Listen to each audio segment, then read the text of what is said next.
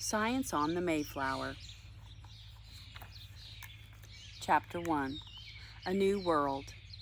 In 1620, a small group of people known as separatists were searching for something they couldn't find in Europe. They wanted a place to worship the way they wished. They didn't want to follow the Church of England. Some moved to the Netherlands, but they weren't happy there either.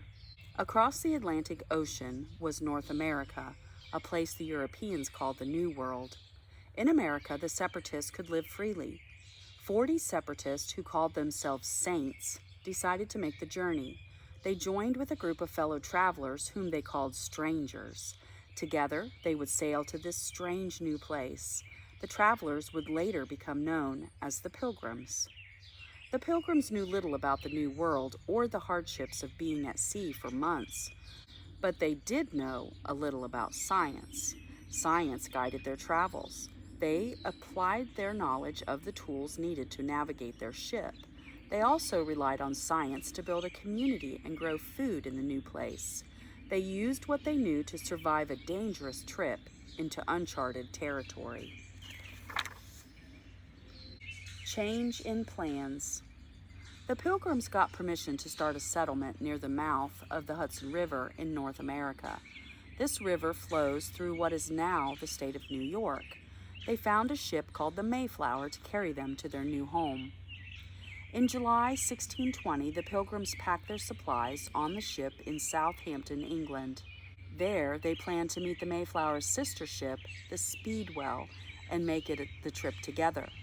But the Speedwell was in trouble. It was leaking badly. Twice in August, the Pilgrims started out but had to return to patch the Speedwell. They patched the leaks with tar, a sticky substance made from tree roots. Tar is used to make ships watertight, but it couldn't help the Speedwell. On September 6, 1620, the Pilgrims left the Speedwell behind and headed out on the Mayflower. The ship was packed tightly with extra travelers from the Speedwell. The Pilgrims had been on the ship since late July, supplies already running low. Later, the Pilgrims learned that the Speedwell's owner had caused the ship to leak on purpose. He didn't want to be part of the trip. He fitted the ship with a mast that was much too large. Like a giant pry bar, the heavy mast pulled apart the planks in the ship's hull. Chapter 2. Fighting Nature's Forces. The delays before setting sail meant more bad news for the Pilgrims. They would be sailing during the Atlantic storm season. It also meant battling the westerlies. These strong winds are caused by warm air moving from the equator toward the cold polar regions. This warm air circulates. In the northern Atlantic Ocean, air currents pushed from the west. Westerlies are stronger in winter. The Mayflower sailed against these winds as it headed west. The winds pushed on the Mayflower. When ships moved through air and water, the air and water pushed back. This resisting force is called drag. Drag slows ships down. It took the Pilgrims 66 days to sail to America. When the Mayflower returned to England in 1621, it took less than half that time. The westerly winds and ocean currents helped push it back to England. Battling ocean currents. The Mayflower traveled only about 2 miles per hour. The crew members knew they would be fighting the west winds as they sailed east, but they didn't know ocean currents would be pushing against them too. In the 1600s, sailors didn't know about the Gulf Stream. This warm ocean current is located in the North Atlantic Ocean. Ocean currents are similar to rivers running through the ocean. They move water from warmer places to colder places. The area at the equator is warm all year. This is because the sun is directly overhead at the equator, rather than slanting as it is at the poles. Warm water near the equator flows towards the colder water, north and south poles. The warm Gulf Stream flows north from the Gulf of Mexico near the east coast of the United States. Then it heads east across the ocean to England. The Gulf Stream pushes against the Mayflower, slowing it even more. Sailing is all about using wind power. The Mayflower's crew had a difficult job because they were sailing against the wind.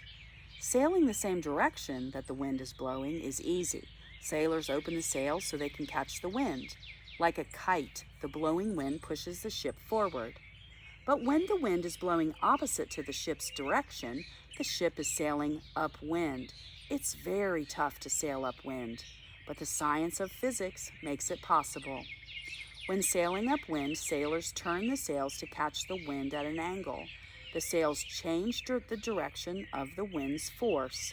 The ship's keel balances some of the force, but the force also moves the ship forward and to one side. The sailors then change the angle of the sails so the wind pushes the ship forward to the other side. The ship slowly zigzags forward. This sailing method is called tacking. Chapter 3, Life on the Mayflower. The first half of the Pilgrim's trip passed slowly. The disaster struck. Fierce storms raged as the passengers huddled in their small living area on the Mayflower's gun deck. The rocking of the ship left many too seasick to get out of bed. Seasickness causes nausea, dizziness, and vomiting, but seasickness isn't related to the stomach illness. It is actually caused by an inner ear disturbance. The inner ear contains a person's balance system.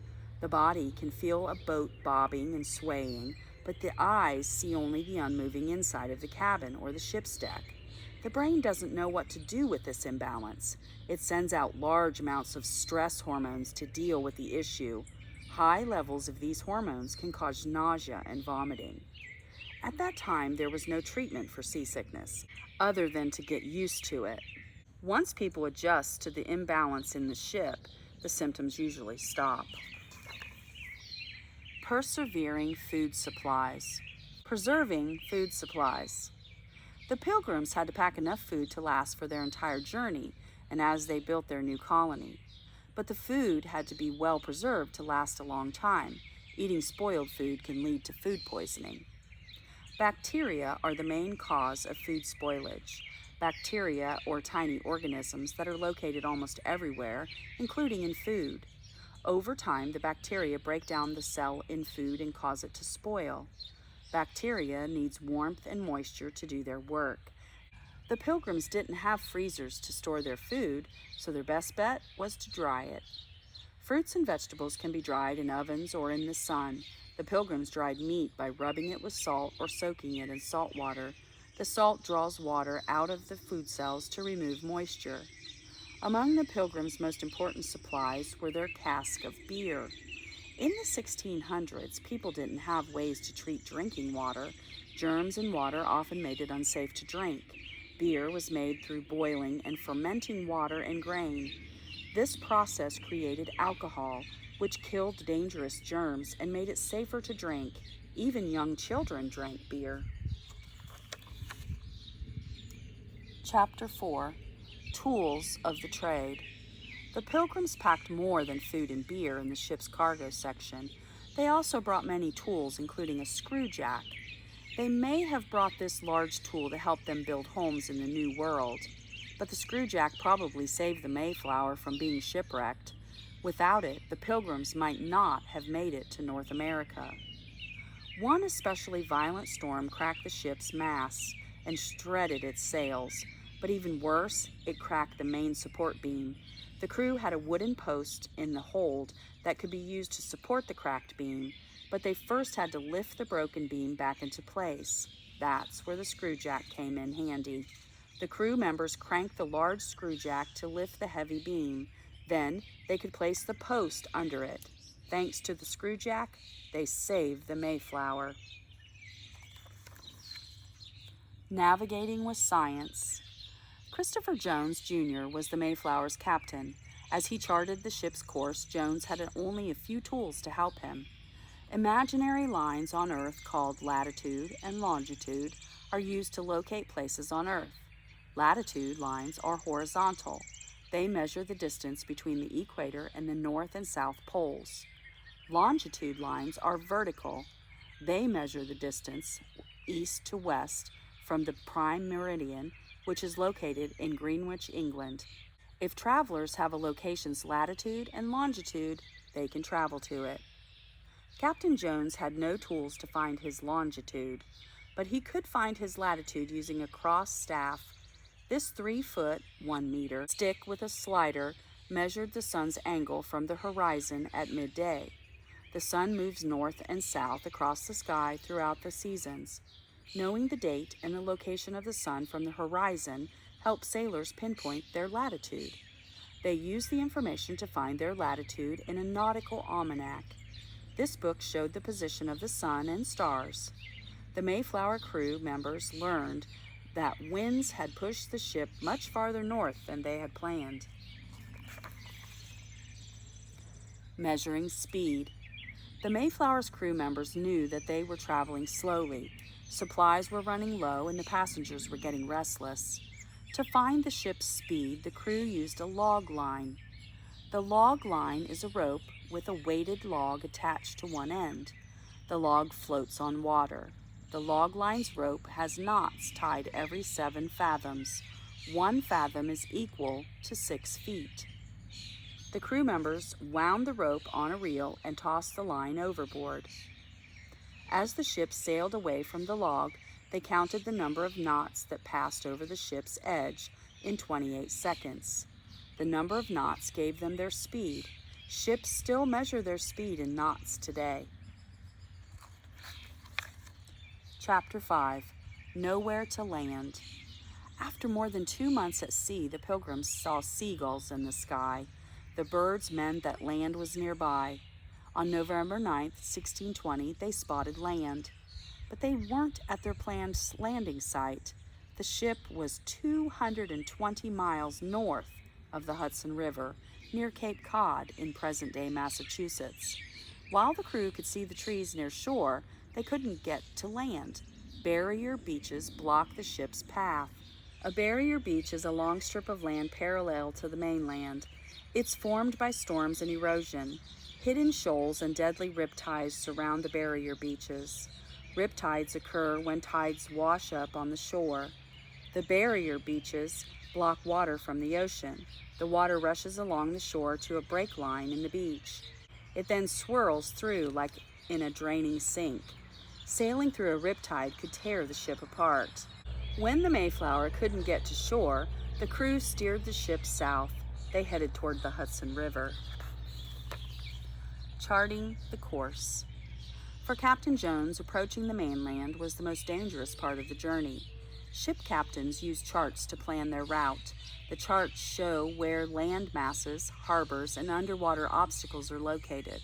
But the North American coast was uncharted. Jones had no idea what obstacles were under the water's surface. He couldn't risk hitting an underwater shoal and tearing a hole in the cargo hold. Such a hole could sink the ship. He had to keep the ship in water deep enough to avoid such damage. The crew used sounding lines to check the water's depth.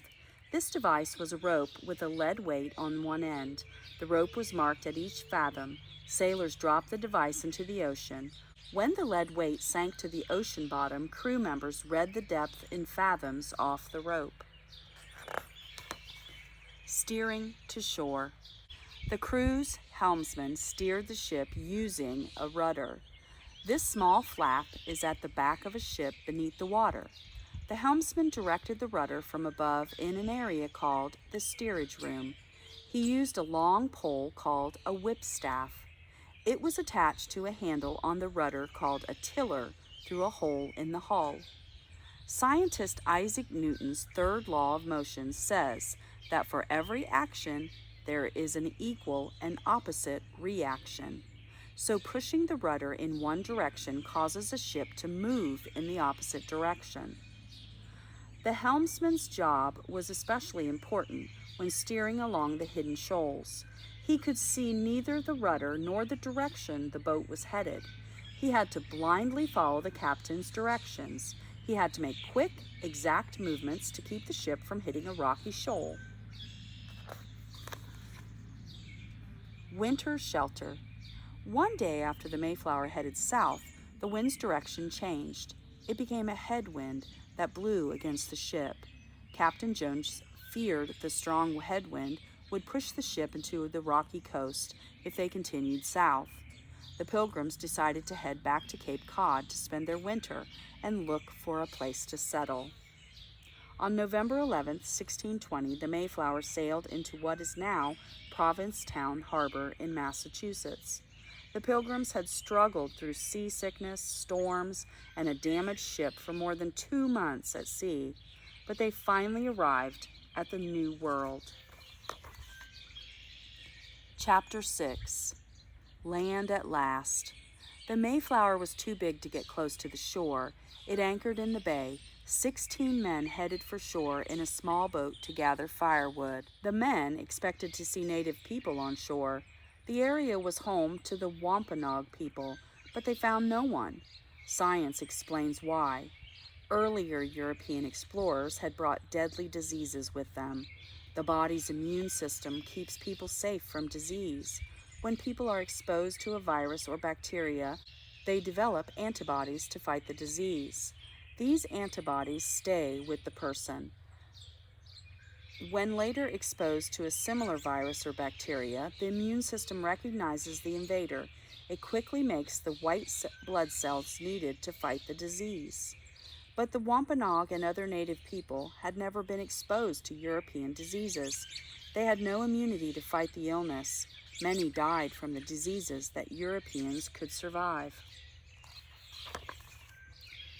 Toxic treats. The Pilgrims planned to spend the winter on the ship, but they needed to find a place on land to build their settlement after winter was over. Those who explored the shores were happy to find sea creatures called mussels. It was their first fresh food in a long time.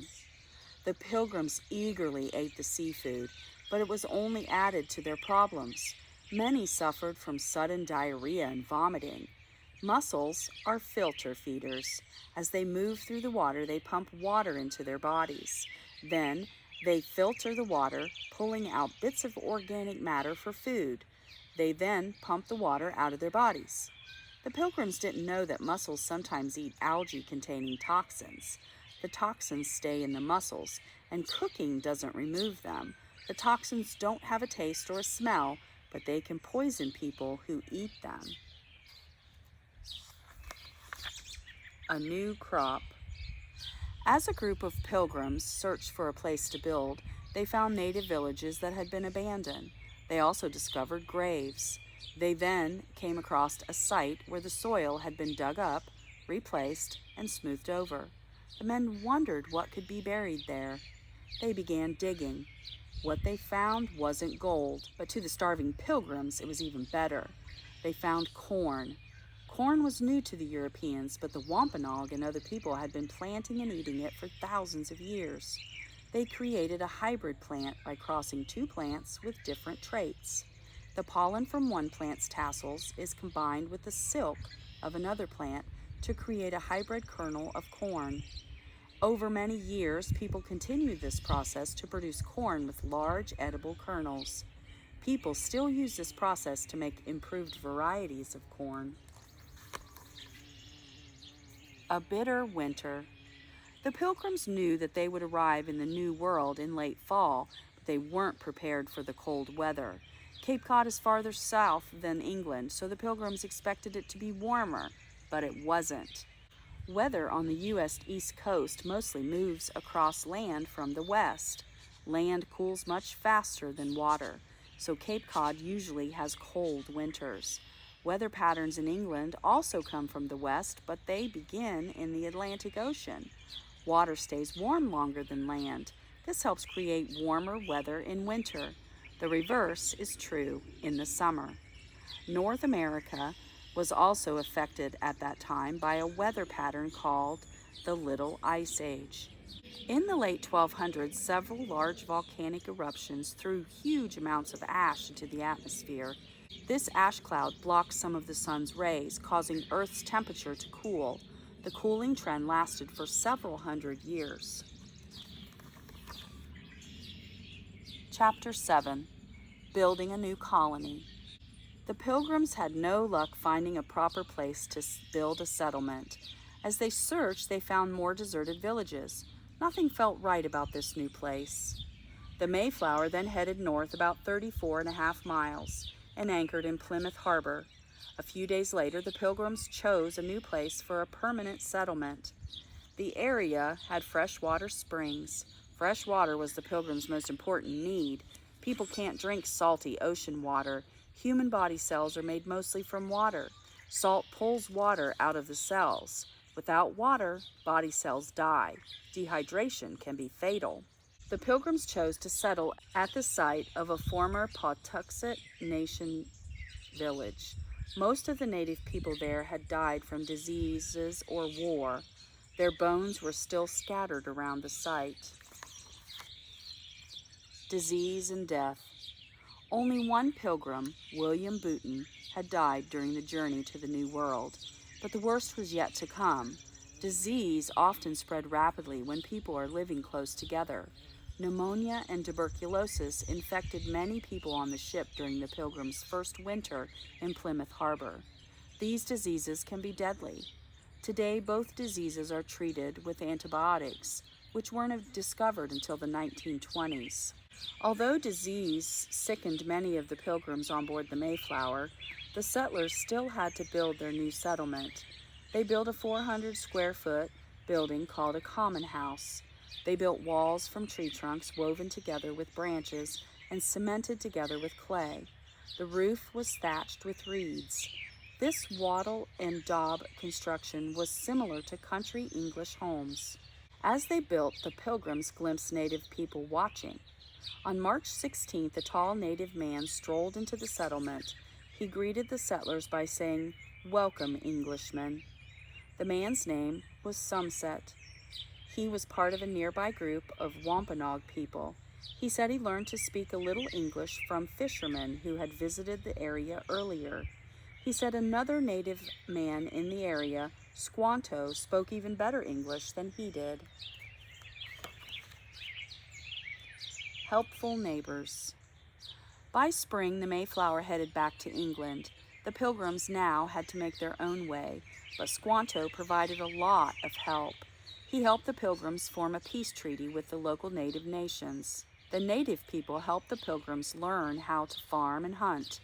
The New England soil was of poor quality. The native people showed the Pilgrims how to fertilize their crops. They placed a small fish in each hole as they planted seeds. When the fish decayed, it released nutrients into the soil.